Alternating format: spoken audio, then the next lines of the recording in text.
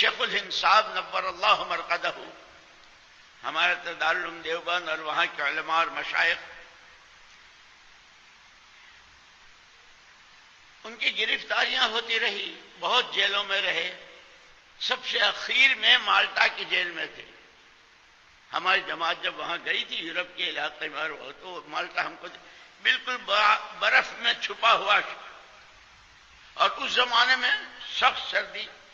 لیکن واہر استاد واہر شاگرد، واہر استاد واہر شاگرد، رحمہم اللہ رحمہم اللہ۔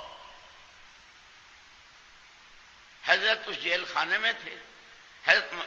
شیخ الاسلام حضرت مولانا حسین احمد مدنی نور اللہ مرقدہ ساتھ تھے، شاگرد تھے۔ اس سخت سردی میں حضرت کو تہجد کی وضو کے لیے، وہاں تو برف تھا، اس لیے کہ ہم پر بھی گزر چکی، ہماری جماعت جب کاوی کے اجتماع سے لبنان گئی تھی تو لبنان میں سردی جو ہوتی تھی وہ ایسی ہوتی تھی کہ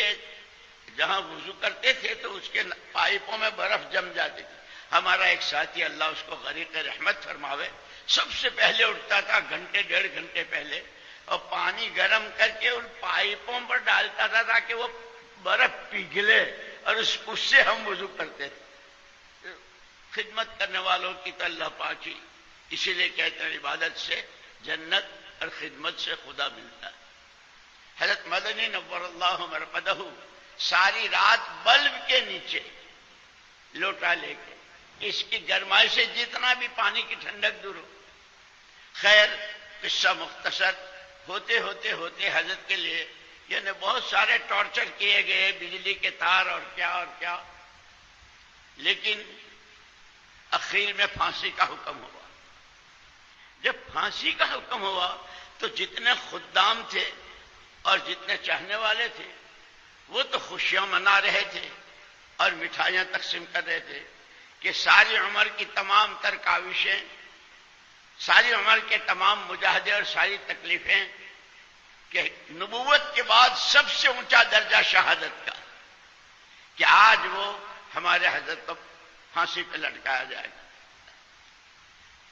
ابھی وہ آرڈر ہی ہوا تھا کہ معلوم ہوا تھوڑے دنوں کے بعد وہ آرڈر کینسل ہو گیا۔ تو یہاں یہ مٹھائیاں تقسیم کر رہے تھے اس وقت میں، اور جب آرڈر ہوا تھا تو حضرت شیخ الہند صاحب نور اللہ مرقدہ زارو قطار رو رہے تھے۔ خیر، وہ آرڈر بھی کینسل ہو گیا۔ اس کے بعد پھر دیوبند تشریف لے آئے، اور بہت سارے آگے بڑی ساری ان کی سوانح ہے اور سیرت ہے۔ آپس میں باتیں ہونے لگی کہ کون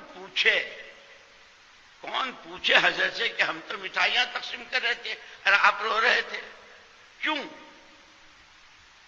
لیکن یہ جو خدام ہوتے ہیں نا، جو خدام ہوتے ہیں وہ ناک کے بال ہوتے ہیں، وہ حضرت کے کان میں آ کے یوں کہہ کے چلے جاتے ہیں، اور بیچارہ مجمع دیکھتا ہی رہتا ہے۔ جیسے حضرت شاہ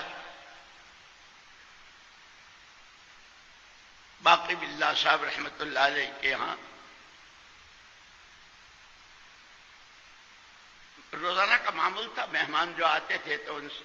کے کھانے کا، اور وہ پھر خانقاہ بند ہوتی تھی، پھر صبح کو مصافحہ ہوتا تھا۔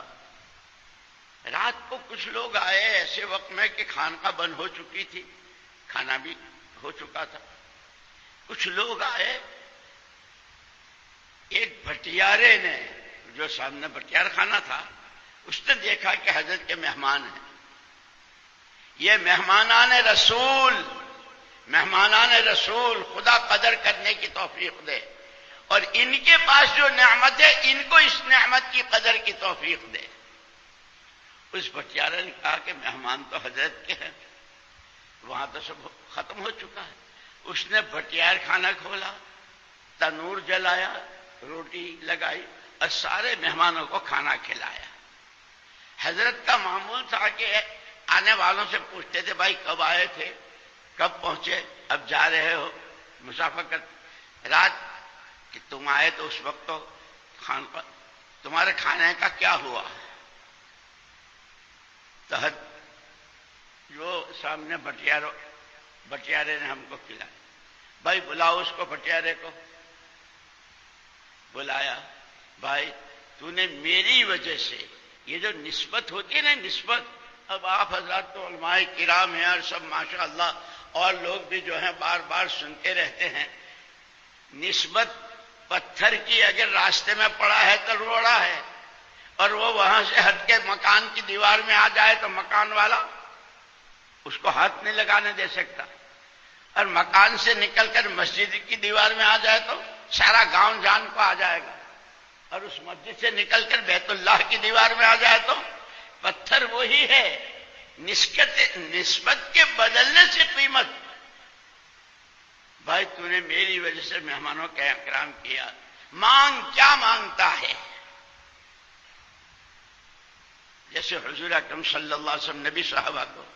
وہ جو خادم تھا جو ہر وقت در دولت پر پڑا رہتا تھا، مانگ کیا مانگتا تھا؟ تو اس نے مانگا تھا جنت میں آپ کا ساتھ مانگتا ہوں، تو اس کو حضور اکرم صلی اللہ علیہ وسلم نے فرمایا تھا اعنی بکثرت السجود، اگر میرے ساتھ جنت میں خوب نمازیں پڑھتے رہیو، دعائیں مانگتے رہیو، نمازیں پڑھتے رہیو، اس لیے کہ ہماری سوغات تو یہی ہے۔ خیر، مانگ کیا مانگتا ہے؟ حضرت اللہ مجھے آپ کے جیسا بنا دے۔ ارے بھائی میں تو سمجھا تھا کہ تو ایک کے دو، دو کے تین بٹیار خانے کو کہے گا، نہیں حضرت آپ نے کہا ہے مانگ کیا مانگتا ہے؟ اچھا بھائی، حضرت لے گئے اس کو اپنی خانقاہ میں، حضرت نے